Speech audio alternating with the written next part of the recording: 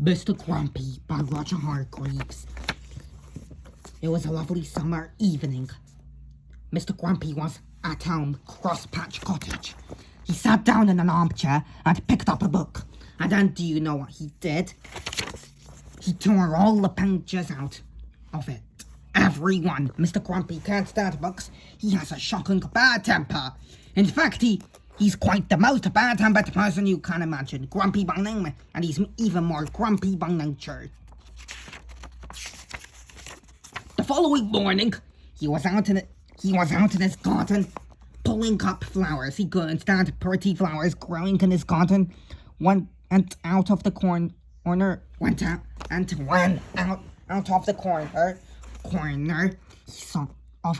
he saw a figure. It was Mr. Happy. "Good morning," said Mr. Happy. "Good," said Mr. Grumpy. "What's good about it?" "But," said Mr. Happy. "But nothing," went on Mr. Grumpy. Get out of my garden." "I beg your pardon," said Mr. Happy. "You heard me," snapped Mr. Grumpy. "Go away." "I say," laughed Mr. Happy, "you are a bad-tempered fellow." Grunted Mr. Grumpy and went on Mr. Happy. "Bad-tempered fellows need to change their ways." "Rubbish!" retorted Mr. Grumpy and went into his cottage, deliberately stepping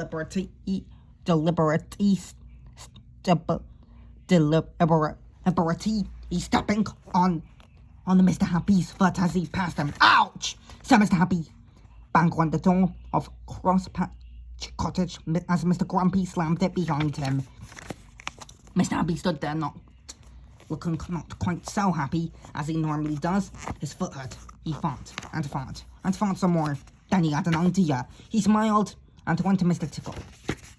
Mr. Happy told Mr. Tickle his idea of how to get Mr. Grumpy to change his ways. And Mr. Tickle grinned a sort of grin that goes ear to ear. That is, if you have ears, which he doesn't. "Oh," he grinned, rubbing his hands at the end of those extraordinarily long arms of his together. "That sounds fun." That afternoon, Mr. Grumpy went to town shopping. He walked into the meat shop. Mr. Meat was a butcher. "Give me some sausages," snapped Mr. Grumpy, "and be quick about it." Poor Mr. Meat, who was frightened of Mr. Grumpy, he did it as he was told. But as he was doing as he was told, something appeared through his shop up doorway. Do you know what it is? It was an extraordinary long arm belonging to, well, you can guess who it belonged to, can't you? That extraordinarily long arm of Mr. Tickles came in through the door and across the shop.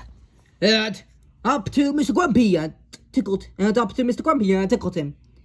"Oh!" squeaked Mr. Grumpy in alarm, dropping his sausages and looking around to see what had happened, but he couldn't see anything. He could not.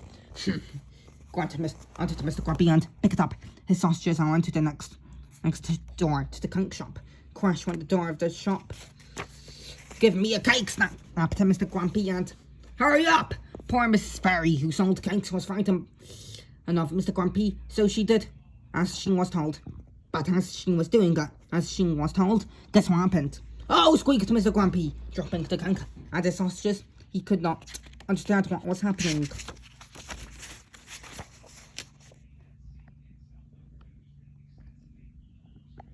And the same thing happened at Mr. Daly's, the newspaper shop, and at Mr. Humpback's, the sweet shop, and at Mrs. Humpback's, the sweet shop, and at Mr. Bottle's dairy, and at Mr. Grumpy, his packet it, and at Mr. Packett's, the grocier's. It went on all afternoon, and all afternoon Mr. Grumpy kept being tickled and dropping his shopping. And picking it up, and being tickled and dropping his shopping, and picking it up, and being tickled and dropping his shopping, and he could not understand it. On his way home to Crosspatch Cottage, he met Mr. Happy again. "Hello," grinned Mr. Happy, having a nice day? Get out of my way, snapped Mr. Grumpy, but before I kick you. But almost before the words had passed his lips, that extraordinarily long arm of Mr. Tickles had appeared from behind the tree and tickled him yet again. He jumped in the air and dropped all of his shopping yet again and fell over. Mr. Happy looked down at Mr. Grumpy lying amid a jumble of sausages and cake and newspapers and sweets and milk and cornflakes. I think he laughed at if you were to change your ways and to not be quite so bad-tempered quite so often, the sort of thing might not happen to you quite so often. Grunted Mr. Grumpy. He picked up all of his shopping yet again and went home to Cross Patch Cottage.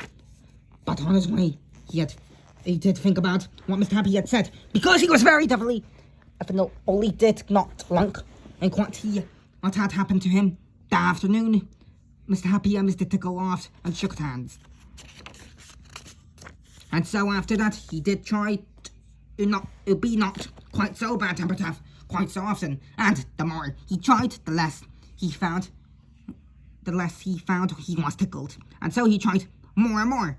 And these days, he's quite a changed person. Why, the only thing? Only the other evening he picked up a book, and do you know what he did? He only tore out one page. The narration was by the ultimate life form, Shadow the Hedgehog.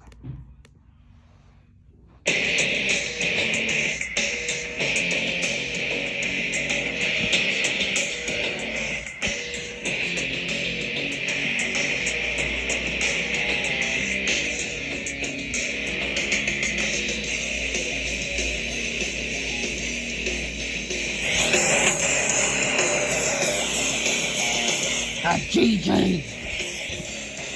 If you like to subscribe for a little bit, I am Narration.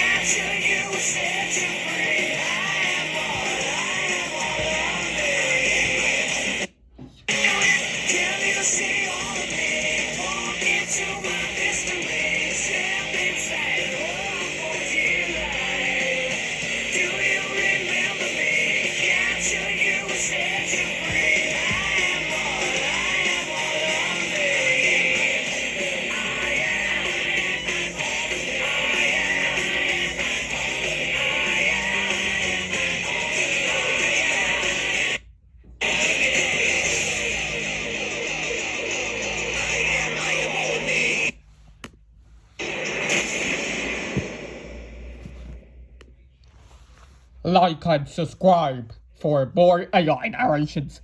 And GG.